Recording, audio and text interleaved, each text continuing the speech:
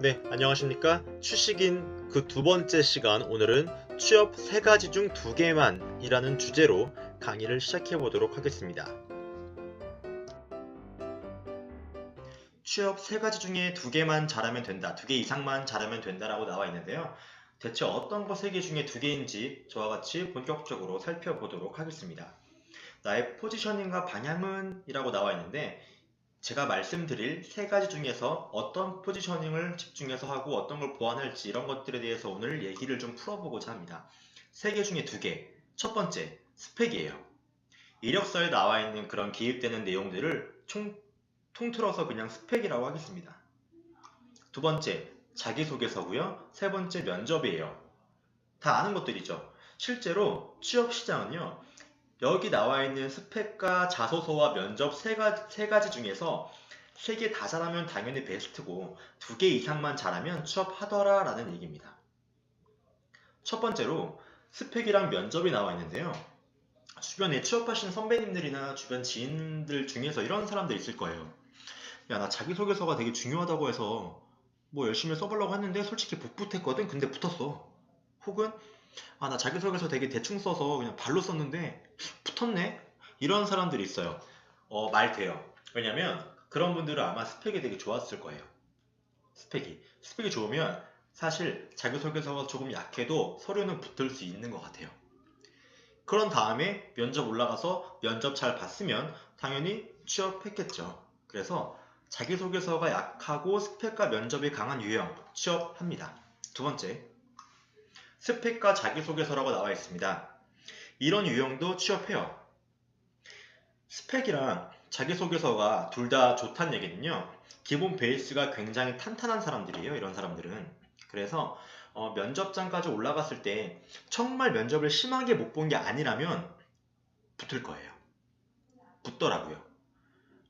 예를 들면 주변에 이런 사람들 있어요. 또 나 면접 망했어. 진짜 나 뭐라고 말했는지도 모르겠어. 너무 떨었어. 근데 이런 사람들이 나중에 최종 합격했다고 막 좋아하는 사람들 봤을 거예요.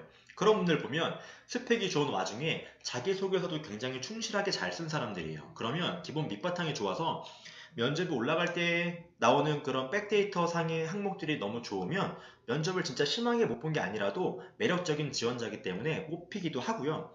실제로 저도 나중에 취업하고 나서 동기들끼리 이제 만나거나 할 때, 제 초정 면접 때 나랑 같은 조였는데 진짜 면접 못했는데 근데 합격을 했네, 초등학교 나랑 같이. 이런 케이스를 보면 얘기 나눠보면요, 기본 스펙이 되게 좋은 친구들이에요 보면. 그래서 면접이 조금 약하더라도 스펙이랑 자기소개서가 강한 사람들은 취업하더라. 세 번째, 자기소개서와 면접 이 강해도 취업합니다. 즉 이런 사람들은 스펙이 약한 저도 되게 저스펙자였거든요. 혹은 뭐 주변에 무스펙인데 합격했다 뭐 이런 사람들 많죠. 이쪽에 포함되는 군들이에요. 자기소개서와 면접이 강한 사람들. 이런 사람들은 소리 통과를요, 스펙이 안 좋기 때문에 자기소개서를 극강으로 써서 뒤집어야 되는데 일종의 와일드카드라고 보면 돼요. 스포츠 좋아하시는 분들은 와일드카드라고 하시면 아실 거예요. 그렇게 해서 어렵게 올라가서 면접을 잘 통과하면 되는데, 이렇게 올라오신 분들은 대개 면접 때 질문을 많이 받을 거예요. 동그라미 세모 X가 있으면 세모로 올라간 거거든요. 이런 케이스들은. 그래서 더욱더 집중적인 공격적인 면접을 받을 텐데, 오히려 그거를 잘 극복해서 시너지 효과로 더 잘 볼 수 있는 그런 지렛대로 삼아버리면 면접도 잘 봐서 결국엔 최종 합격하더라.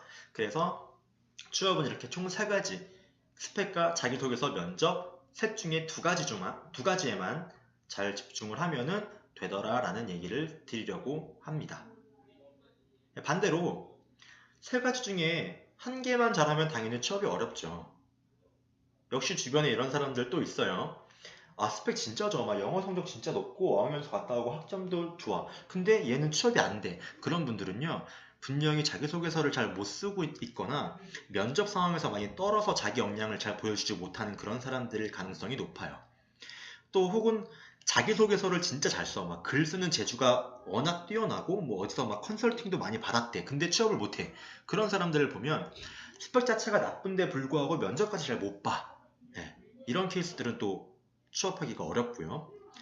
또 뭐 반대로 마지막 유형 수도 있겠는데 면접을 너무 잘 보고 막 말도 잘하고 그런데도 불구하고 취업이 안 된다 하시는 분들도 있어요. 그러면 이런 사람들은 스펙이 낮은 와중에 자기소개서에도 잘 투자를 못하는 그런 사람들일 가능성이 높더라.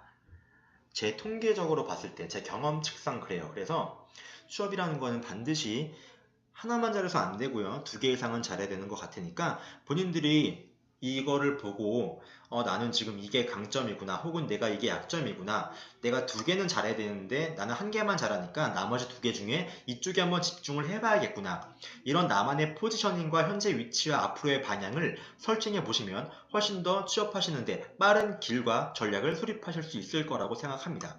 그런 도움을 드리기 위해서 오늘 두 번째 강의를 만들어 봤고요. 그럼 이상으로 마치도록 하겠습니다. 고맙습니다.